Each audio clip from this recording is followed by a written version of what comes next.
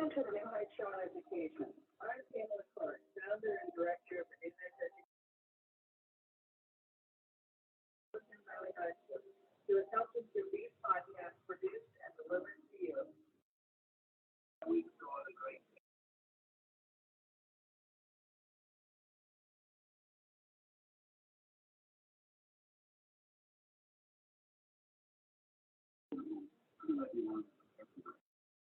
David. We appreciate Citizen Valley High School helping us do these podcasts.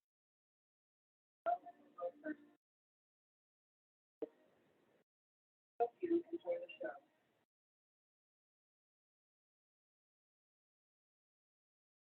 Hello, welcome to the New Heights Show on Education. This is Pamela Clark, director of the show and of the organization, the New Heights Educational Group.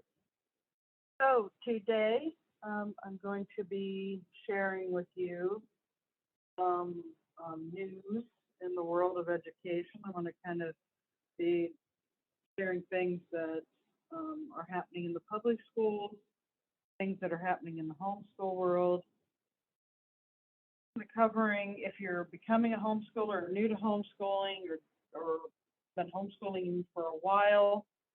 I really, truly suggest that you join Homeschool Legal Defense or Christian Law Association. I really believe that you're going to need it because of the mass exodus of the public school.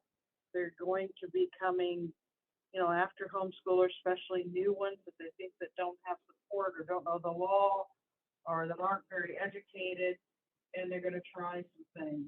They're already trying some things. So I really suggest that you join one of those organizations. Now, we'll say partner to both and affiliate as well to Homeschool Legal Defense. But I'm not saying that for a benefit to New Heights. I'm saying it's for a benefit for you. I believe it, I wouldn't be saying it. We do offer some group opportunities under our organization. You can check that out on our website. You can go to join, and you don't know how to join exactly. You can just call some questions. So we're going to jump right into it. There's going to be a lot of different things, and they'll be bouncing around. News articles and reports that I've received either in my email box or even other sites. I receive a lot of emails being an educational advocate and director of a nonprofit. I receive a lot of news that maybe some people have access to or don't know how to get access to. So this is kind of to share some of the things that are happening.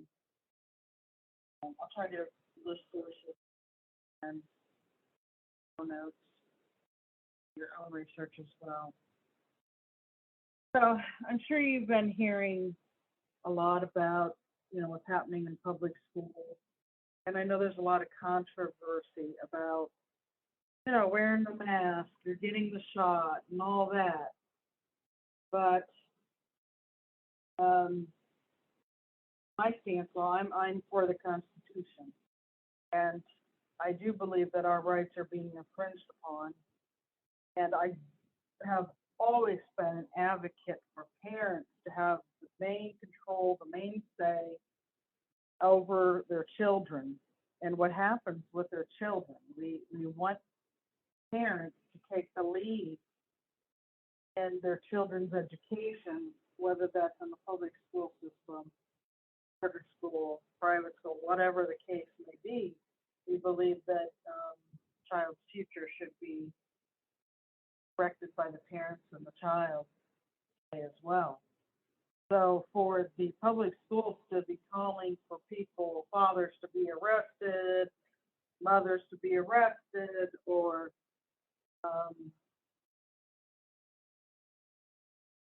timing them, that it's really very aggravating for me to watch where parents are given so many minutes to talk and the school officials usually up on the stage, and the minions, the people, that's how they see them, are down lower than them because that's how they've always seen them. They may say that they're there for parents and parents should do more, parents should say, but as soon as parents do that, well, guess what? Now they're calling the police on them. So I know some people think it's a health and safety thing, but no, it is not about that. A lot of these schools are getting money for doing this. And if you don't believe me, you can look it up yourself. And I really don't quite care. I know what I know. So, anyways, one of the reports that we recently received from Homeschool Legal Defense is that prosecutor, this is an article that they actually put out and I received by email. And the article, prosecutor drops truancy case after being challenged to show proof. I'll just summarize. Natasha and Daryl Grant have something new to be grateful for this fall season, homeschooling. But the joy of homeschooling has not come without challenge, including a clash with a truancy court.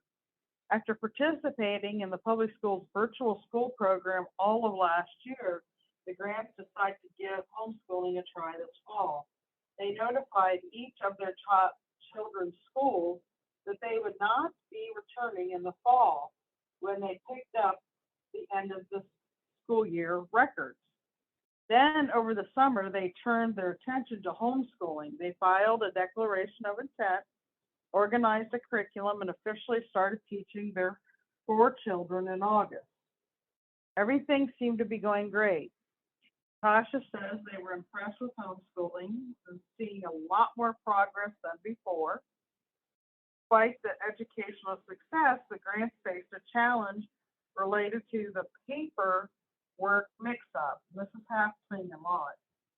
And it had nothing to do with what the Grants did or didn't do. Instead, it was caused by a glitch in the state's communication with their local district. So the Grants ended up, receiving a summons to go to court in October, and a petition had been filed in their local juvenile court alleging that their children were in need of government intervention based on a lack of school attendance. Think about that. This may have seemed like a routine matter to the state, but it was anything but routine from the Grants' perspective. This petition came as a shock to the Grants because their children were learning more than ever before. And as Natasha noted, the only communication she had with the school was a phone call in which she further clarified that her children were homeschooling. Daryl Grant was particularly surprised because, as he put it, they simply would not allow their children to neglect their studies. In fact, it was concern about their children's education that drove them to homeschooling. So they didn't have to face it alone. And when I say that is, if you have access to Homeschool Legal Defense and you join them or Christian Law Association, or you have an issue, then you have someone that's ready to go to bat for you if you need it. So, their attorney, the Grant family's attorney, contacted prosecuting attorney, working through their local counsel, Attorney Clay Stebbins. He contacted the prosecuting attorney and provided the needed context for dismissal. The Grants were homeschooling in compliance with Georgia law, and it was the district that had made the mistake. Still, the prosecutor was initially reluctant to just dismiss the case without the Grants presenting evidence of their children's educational progress. While the Grants had plenty of evidence available, we pushed back, as it is the prosecutor who had to prove there was merit in the state's allegations that the Grants' children were in need of services. Eventually, the prosecutor agreed to dismiss the case without a hearing, which was a win for everyone. Prosecutions like this are not always malicious, but they can cause a significant burden on homeschooling families that is entirely unnecessary. Regardless of the level of hostility shown by the government actors, Homeschool Legal Defense is ready to go to bat for homeschooling parents who are committed to providing the best educational program for their children. Okay, so that's just one. We have many more to do, many more to kind of cover. Another thing that they reported is, and they say trending again, districts don't know how to let go. So what do they mean by that? So over the past few months, a number of New York homeschool families have moved, some within New York, others out of state. Families move for many reasons: a better situation, a job relocation, or just a change of scenery. However, a number of these families contacted Homeschool Legal Defense Administration because the moves have triggered harassment and even the occasional threat from the local school district.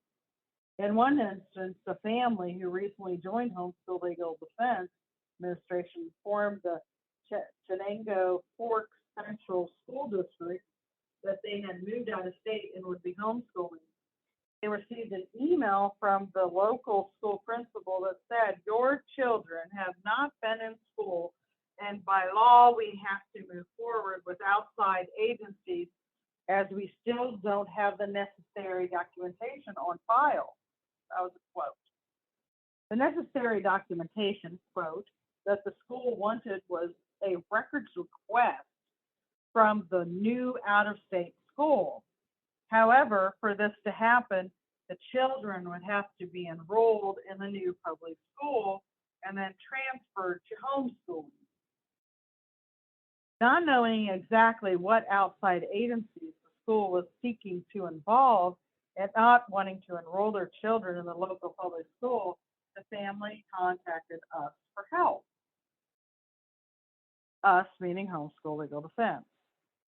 And in another instance, a family in the Valley Central School District received an email from a local school official who requested that the family provide her with the name of their out-of-state school district. She said that she would have to check on your enrollment there before I can exit you from our system. Second family contacted Homeschool Legal Defense for help because the state they moved to does not require homeschool families to interact with local school officials. Instead, homeschool families report to the state. Homeschool students are certainly not enrolled in the local school district. And yet, a third instance, a member family who homeschooled for the 2021 school year and submitted all their records to the Oceanside School District moved to another state over the summer. Since they were no longer homeschooling in New York, there was no need to communicate further with Oceanside. Nevertheless, officials threatened this third family with further action if they didn't tell the district where they had moved. Think about what I just said. Once they got the threatening phone call, and the family contacted Homeschool Legal Defense, and still other member families who moved from one New York school district to another were told they would need to tell the old district where they had moved so their children could be withdrawn or dropped. These are their words: withdrawn or dropped from that school. So in each of these situations, Homeschool Legal Defense wrote letters on behalf of these families and explained, about the homeschooling situations and so forth. They pointed out that New York law no longer has authority over a parent who has left the state. Like, duh, hello? When did that become a thing? We suggested to school officials that the parents' notice of their move was sufficient to enable the district to stop maintaining homeschool records for their children. On digging deeper into most of these situations, it appears that most districts were trying to treat homeschool students like what? What do you think? Like public school students. When a public school student moves to another state and enrolls in the new public school, a student record request is sent to the old school district. This allows the old district to transfer all student records to the new district and remove the student from their roster. Most states don't register a homeschool student in the public school in the same way a public school student is registered.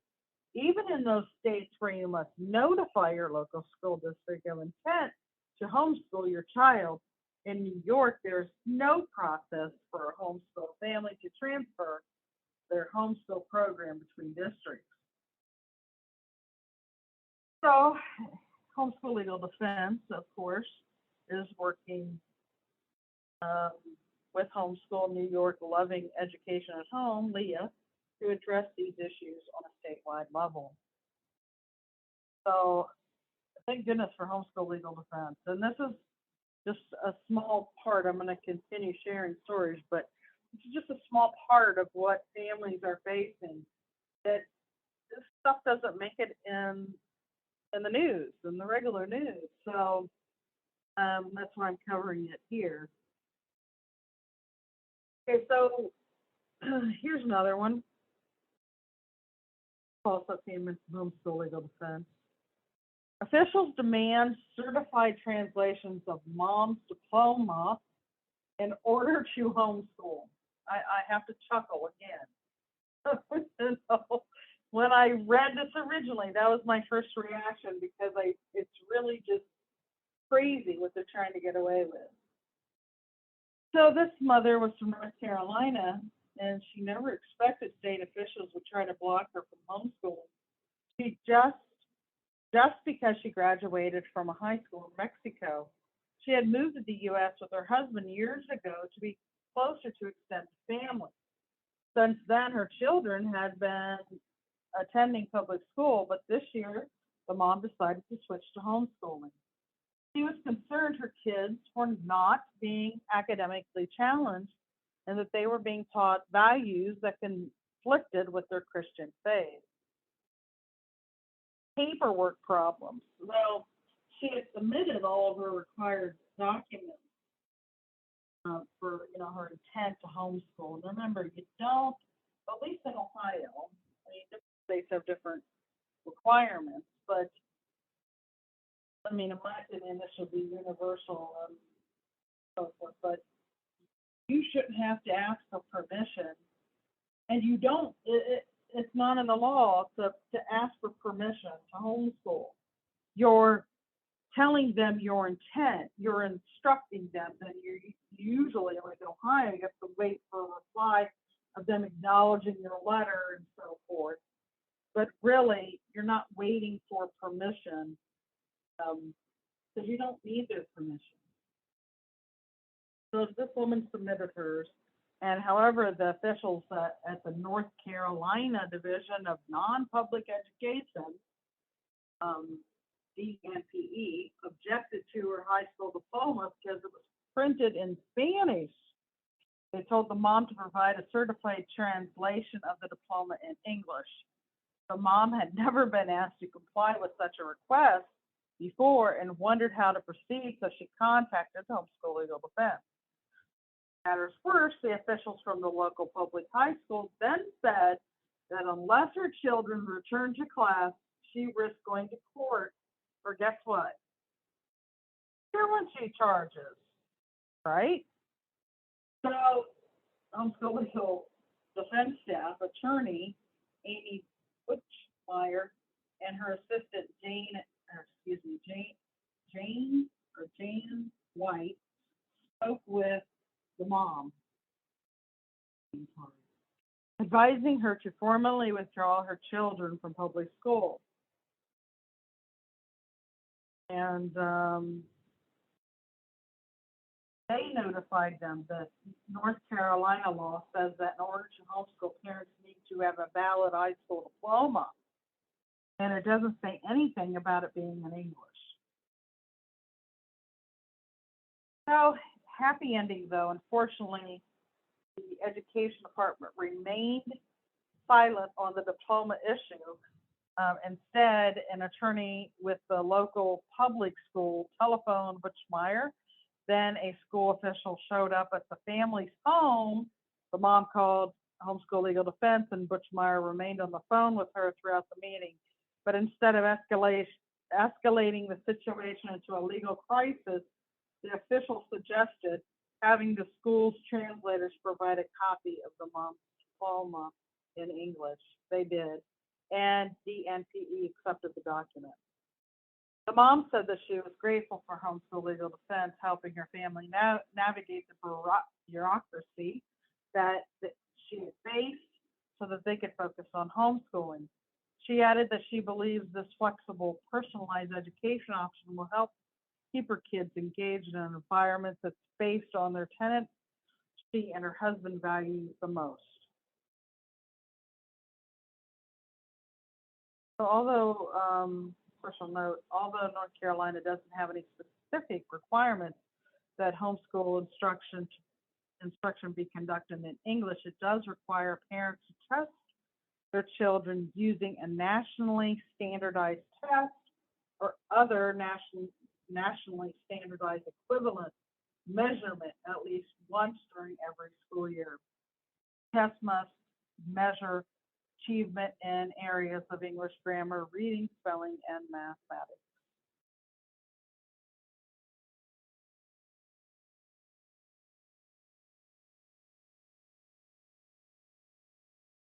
Um,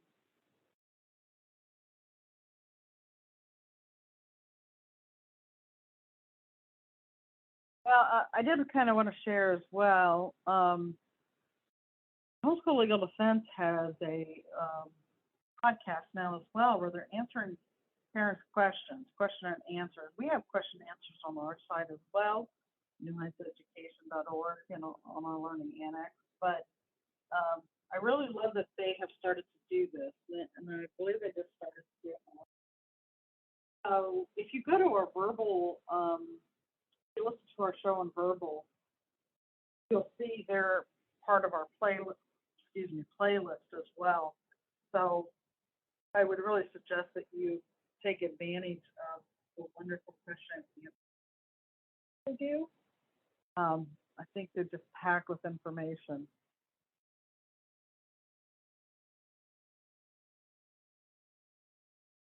Okay, so here's another story. This one. Um, so uh, uh, my mom, this is from actual KETV 7 out of Omaha, and this was published November 3rd. So today is November 11th. This was just published. So a mom, Millard mom, started homeschooling her 4 kids during the pandemic, and she says she's grateful this doesn't affect me. Homeschool mom, she was reacting to the closed grade school due to COVID-19 outbreak. And that's definitely true. I mean, the ones that are homeschooling, they don't have to abide by all these silly mandates and everything. And they get to learn the way that children should learn. And I say that because school and education are not the same thing. I've said it a million times, I'm going to say it a million more. If you want to learn all of those ins and outs, visit our website, click on the Learning Annex, and check out our recommended videos and learn who John Taylor Gatto is, and you can learn the real history, why things are the way they are in public school, and why things are so bad. There's a why. This just didn't happen overnight. It may seem like it happened overnight, but it did not. So, anyways, back to the story. Gretna, Nebraska, schools and sessions for the Vilburn family. But this isn't the traditional school building or classroom. The students learn at home. The mother said, I went from public school to private school. Now I'm a homeschool mom. Vilburn does not have a teaching degree, but that didn't stop her from pulling her kids out of school during the pandemic. She didn't like the idea of mask mandates or social distancing. The very idea of covering them and having some strange adult tell them, stand on this square, don't touch anybody, was sad and frightening, she said. After moving to Nebraska from New York 3 years ago, the Vilburns specifically chose Millard Public School for their 6-year-old twins and 7 and 12-year-old children. They attended Montclair Elementary, which had to shut down a classroom due to COVID. And they live near Black Elk Elementary, now closed for 2 weeks over an outbreak. And she says, wow, I'm so grateful it doesn't affect me. I'm sincerely hurt for those in public school right now, working mothers, single mothers, mothers that can't be home with their kids are scrambling. The Vilburns meet with other homeschool families for music, geography, history, and all the lessons. They even have their students work on service projects for the homeless shelter. I choose it, she said, and I don't have to have school districts of other people negotiating my life, says Crystal Young, a mother of 10. She has been homeschooling for 22 years. With homeschool, I can be done by 11 and still learn the same amount of stuff as an entire day at school. And the 12-year-old Emily said that the district's remote learning didn't work for her. Now, I kind of want to remark on that because a lot of what New Heights does is virtual as well. But there is a difference between the type of learning people do through our organization and regular distance learning. And what do I mean by that? Well, I mean that if they're in distance learning, chances are they're either in a charter school or a regular public school that were forced into it because of the mandate, at least the public school part of it, okay? But those are all government lessons. They're the lessons that cause all the issues. It's the Common Core or all the things that aren't working, the indoctrination of the students. For New Heights, we believe, education should be fun and interesting and enjoyable. And our education is nothing like these. The reason it's not learning or not working for remote learning in these atmospheres is because school didn't make sense to these students before. And then you try to put them online, try to teach them the same thing. And they were really scrambling. They didn't really know how to distance, to learn and distance learning. The public schools didn't know how to incorporate it like they. But they're not willing to let go of their ways either. So you can't have both. You can't have a true education and hold on to things that are making these schools DNF failing schools, these schools that are failing, not because of the teacher's fault. The system, it's the system throughout, its creation. It's built to indoctrinate and fail in most cases. I mean, there are some schools that, are just the furthest thing from the truth for it. So like like I'll give you an example on a college that is really making a real difference, and that's Hillsdale College. And I know Sioux Falls, I don't know which college it is there, but we had a student that went there and really loved that one as well. And there's others. There are other good colleges, and there's a good schools, some good schools in America, but there's more than not that are not good schools, that they're failing systems. Um, but now you can't even get the grades for the schools because COVID wiped all that out. But if you knew what your school, your public school, was graded before COVID, you would know that they were failing because many of them were DNF. I mean, here where we're at, they're DNF county schools. So, but they still get government money. They do, it's really ridiculous to keep throwing money after something that's not working. And everybody knows it's not working. Public schools don't work, but they don't want to hear about solutions. You know? But a lot of people don't. I shouldn't say not everyone. So, so yeah, I mean, we're going to come back to it here in a few moments. Got to take a commercial break, so we'll be right back.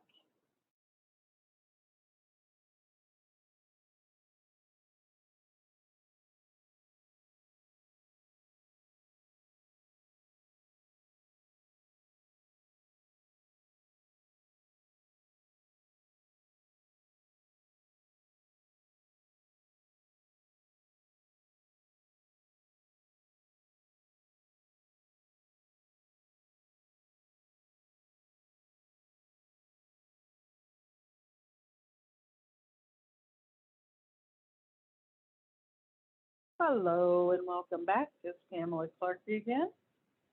We get right back into the show. So, everyone with you now. This is from the Burlington Free Press, published on November 8th, 2021. And it says homeschooling stays as pandemic keeps shaking up Vermont families' school choices. This was written by April Barton, by the way. Okay, so Essex resident Katina Barnier chose to homeschool her three kids last year, due to safety concerns and unknowns of COVID-19. This school year, the kids went back to public school. Last year's homeschooling was 100% difficult being the mom, the teacher, and working full time, she wrote in an email. Since the pandemic began, the families have exercised more choice in how their kids will learn, sometimes from one year to the next. Trends over the last 2 years show a rise in homeschooling and independent schooling, especially in the 2020 and 2021 school year. And with many choosing remote school last year, families may be more willing to try different types of schooling a year at a time to discover what works best. So they're reporting that some trends for the Vermont educational system in the past 2 years. So they report, and I don't know if this is 100% true or not, and I really don't know the credibility of the Burlington Free Press, but again, I'm sharing from different sources to give you an understanding of different things people are facing. Okay, so Vermont public school enrollment shows decline. Before the pandemic, the Vermont public school enrollment was 83,309 in 2019-2020 school year. The Vermont public school enrollment has been shrinking for decades, including a decline of 450 students just before the pandemic. In the school year after the pandemic hit, the student population declined by 4,381, or about 5%.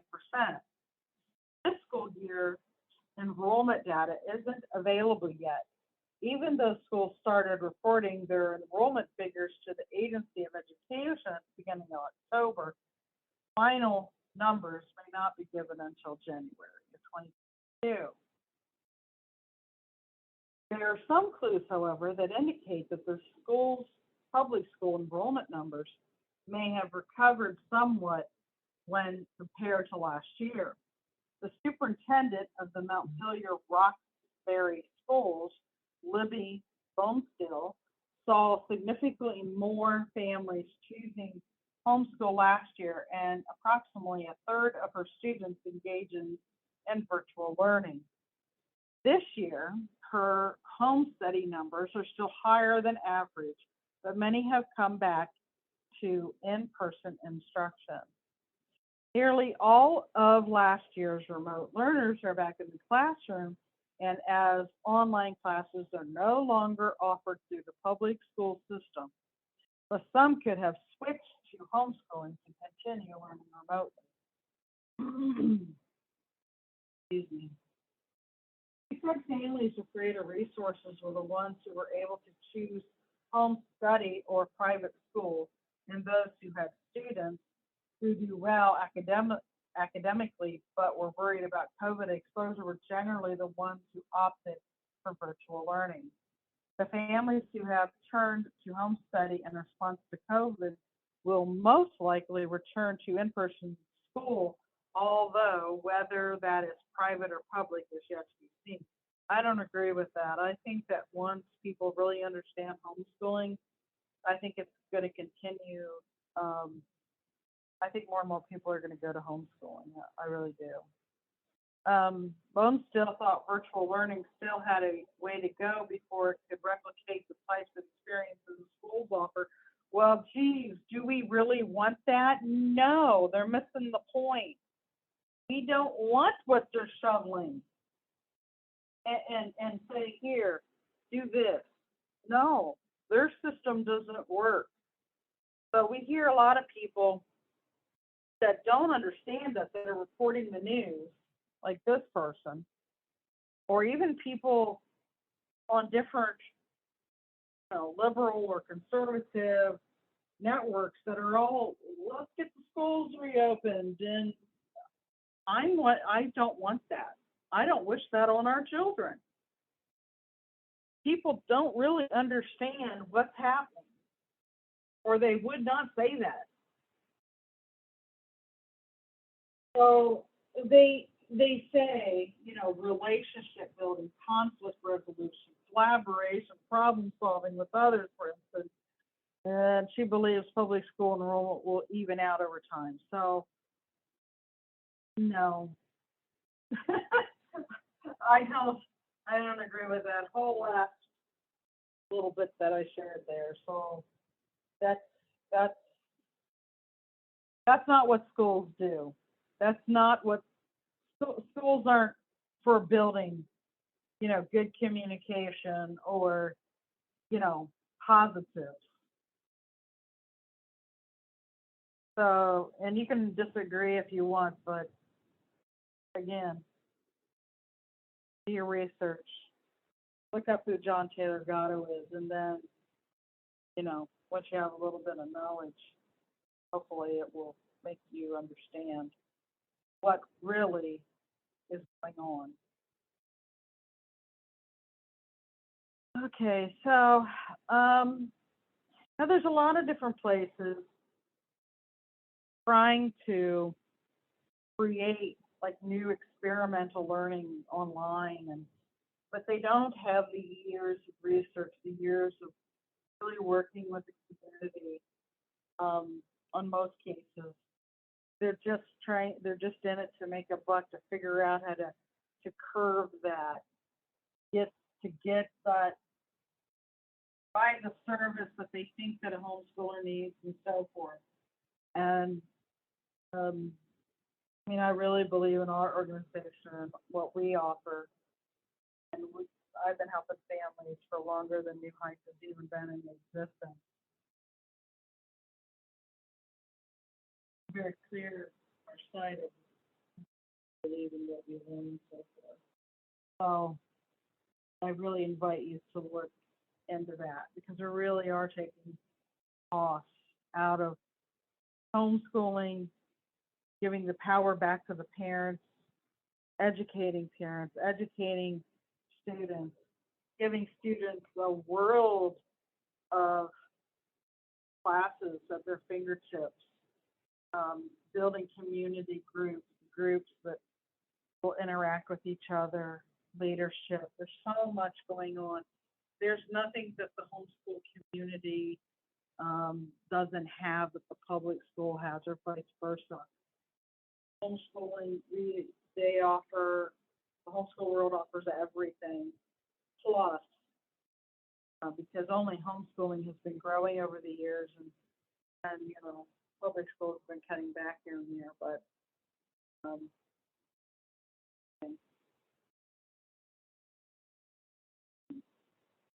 so,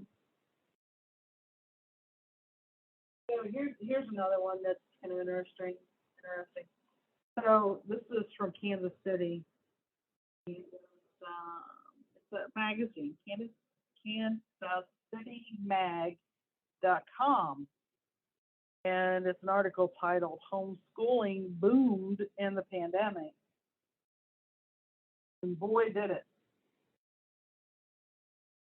And to be honest, I pretty much only trust the Homeschool Legal Defense's numbers and statistics on this because I've seen a lot of inconsistencies. So, FYI.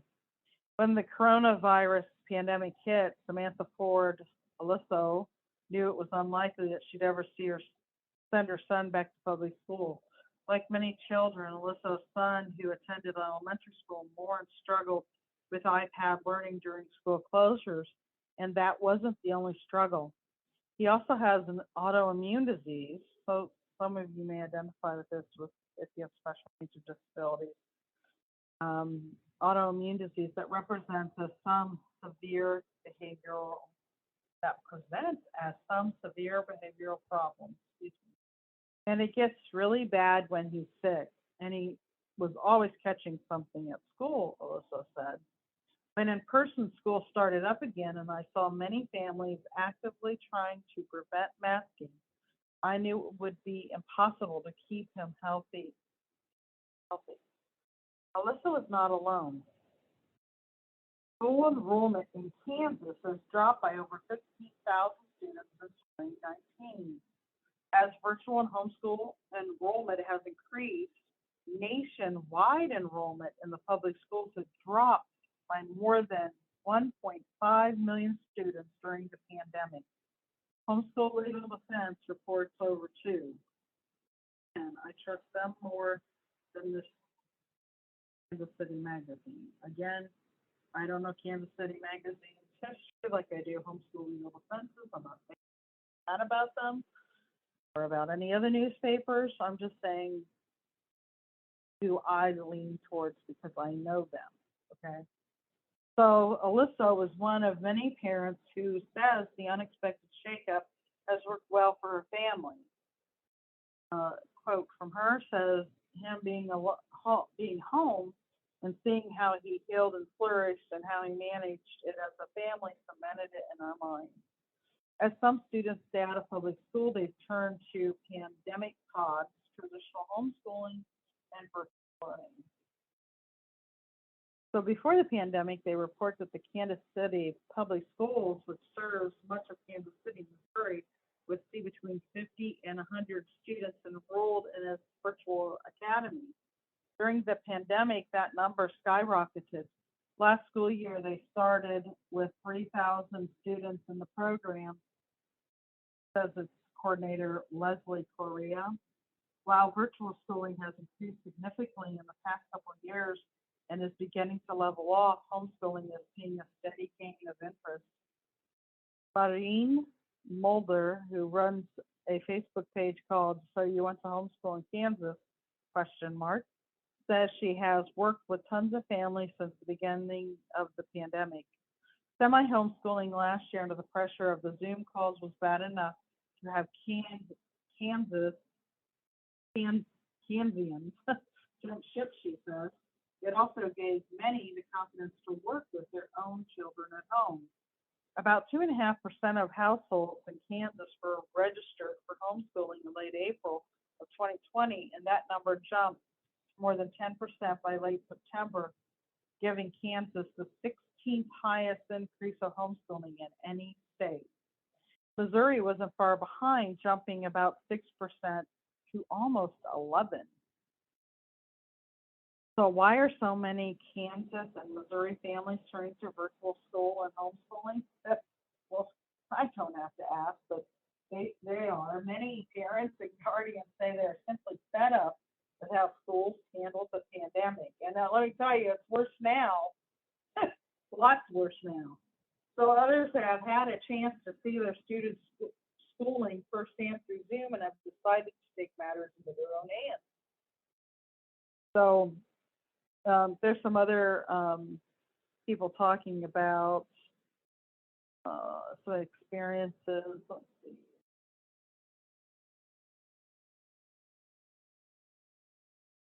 So, so this person had a daughter in special education program, said being able to see the reality of Zoom learning while her daughter was at home dealing with um, problems that came with it made her decide to make the change. If my daughter didn't respond to the teacher, she was kicked out of class or put in the waiting room, sometimes for hours. After dealing with all of that and getting nowhere, I pulled my daughter and started homeschooling. Great idea to me. I don't know about you, but it does to me. We're going to have to take a quick commercial break again, and I'll be right back.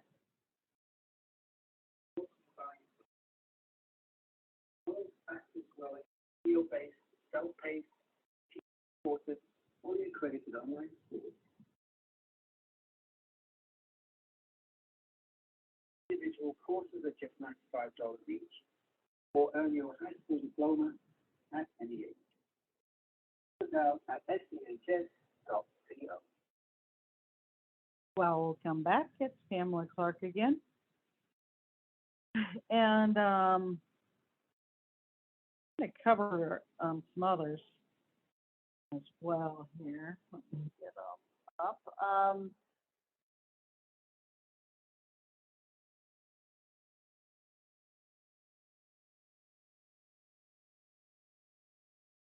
In just a moment.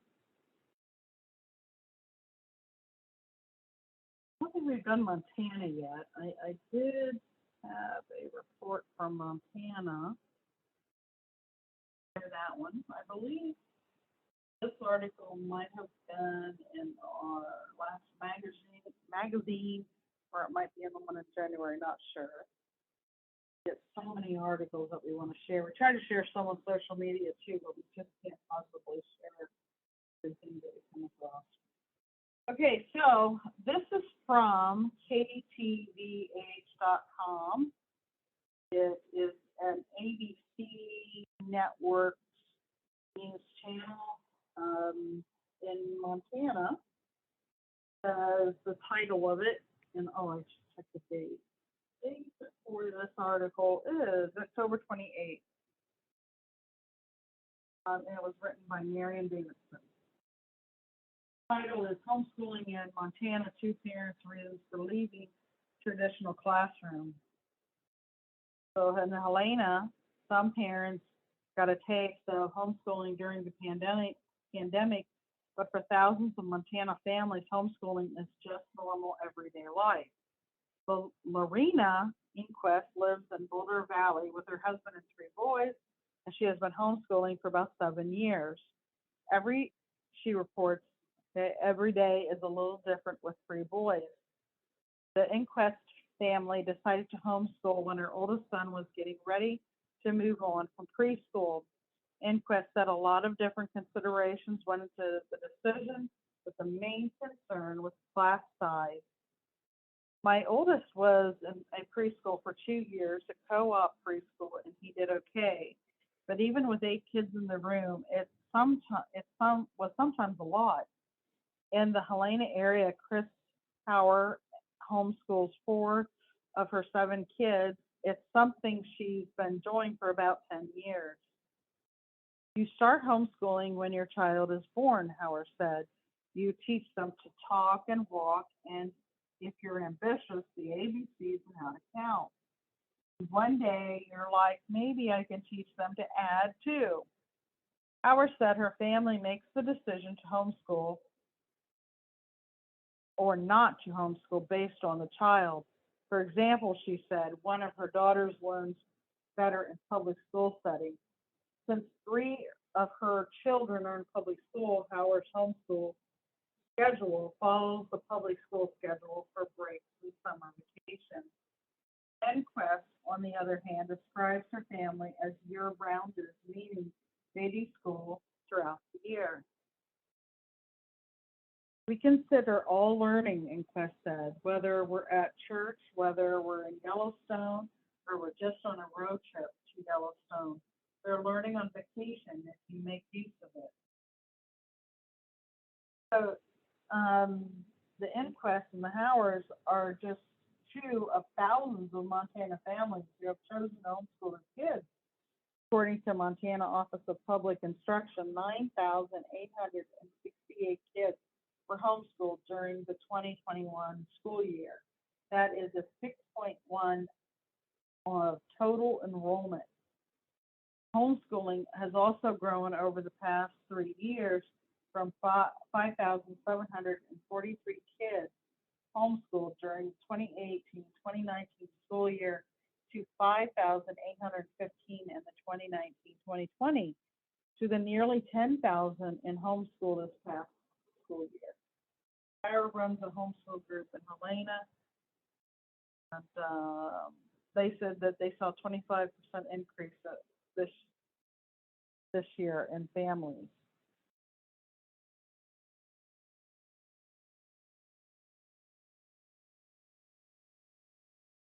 Okay, so I wanted to share as well, and this was a little confusing enough for local families. I have city schools, and even kind of in the midst of the pandemic, or sort of towards the end of that year of that school year, where they tried to get back online a little bit, and they said, well, some families could be in public school, and some families could distance learn through the city schools. But for some reason, they were actually not allowing all the kids in the household necessarily to have the distance learning. But some of them had to be in the public school, and some of them had to distance learn that were siblings living in the same house, which was very aggravating for parents. The parents didn't like that. I'm not sure if it's continuing to go on because they are, offering school, um, in person now. Kind of go back and forth on the mask, and there's an uprising here in town about the mask and shot mandates. Here, there was another really interesting one I wanted to share as well. This is reported from Homeschool Legal Defense, and I'm chuckling again because it's just crazy. Um, Two districts, not one, but two, lost up to 3 years of paperwork. Then what did they do? What do you think? They blamed the families. They can't be at fault, right? This came out October 27, 2021. And a family in Charlotte County, Florida, were told by officials they could have their homeschool program terminated unless they handed in certain documents, which the family had already submitted. The county home education officer sent to, home education office sent two letters to the family claiming that annual evaluations for both of their homeschooled students were missing.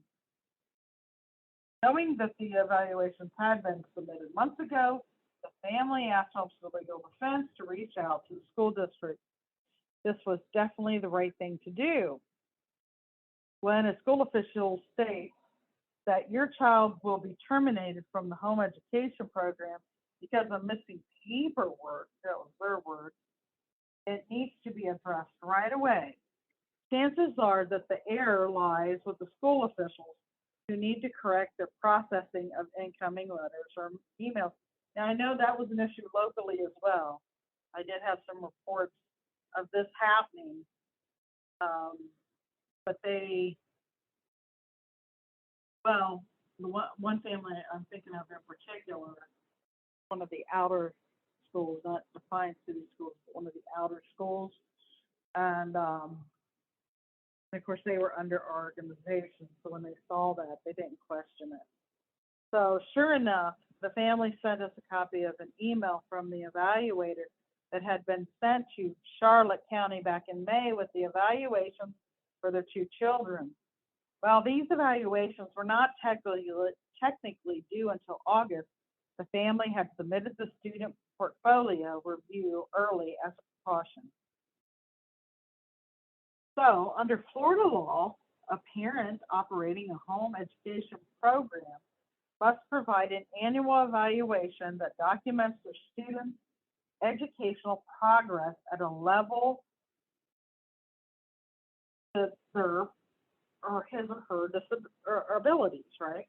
So traditionally, the evaluation is submitted on or before the anniversary date of when you or established your home education program.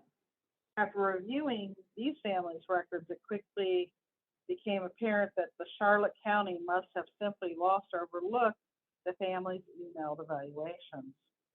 Unfortunately, we see several situations like this every year where school officials have misplaced or lost paperwork that a homeschool parent is legally required to submit.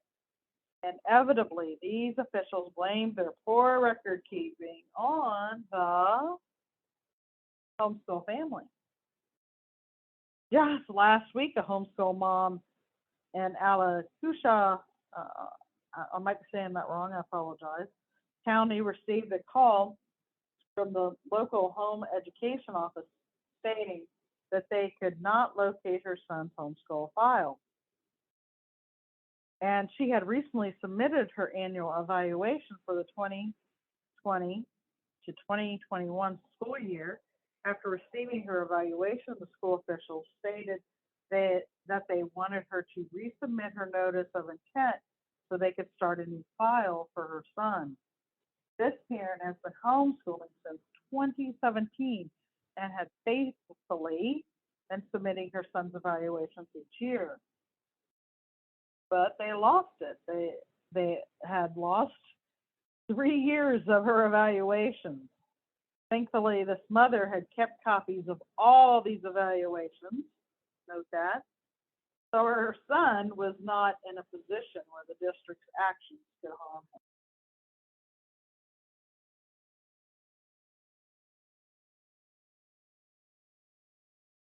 So obviously there's some improvements that need to be made. So public school officials are required to maintain student records, just like homeschool families are supposed to, obtain or maintain some records as well. So someone can assess them at the end of the year and look to get standardized tests. So while the state law is not explicit on how long they must maintain these records, Florida Department of State has published guidance that a district must retain homeschool records, including the annual education evaluation required by state law at least 4 anniversary years after completion of the educational program. No homeschool family should have their home education program jeopardized by incompetence of their local school officials. Maintaining your student records can prevent the district from blaming you when they lose their records. And in addition, under Florida statute 1002.22, parentheses, another two, parentheses with a C, students and their parents have the right to challenge the content of education records in order to ensure the records are not inaccurate, misleading, or otherwise a violation of privacy or of rights. Failure to comply with this provision of state law could entitle a parent or student to an injunction and attorney fees and court costs.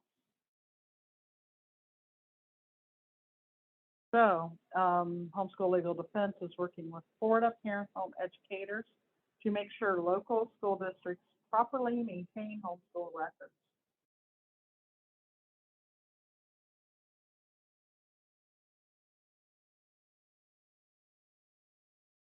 So, there's a lot more to share. I think I'll probably end up making another video sharing some more stories kind of from the front lines. There's so much. I hardly even got started on what the public school families are dealing with, trying to keep the kids informed. And I do want to cover that more thoroughly. There's so much to cover. I'm going to try to start doing it more regularly, just so everybody, has the information. The main thing is that you don't feel alone, not alone. There's a lot of people in the same situations you are, and Ice is here for you. And this episode has blessed you. I did a little bit of entertainment as well, and educated you. Next time.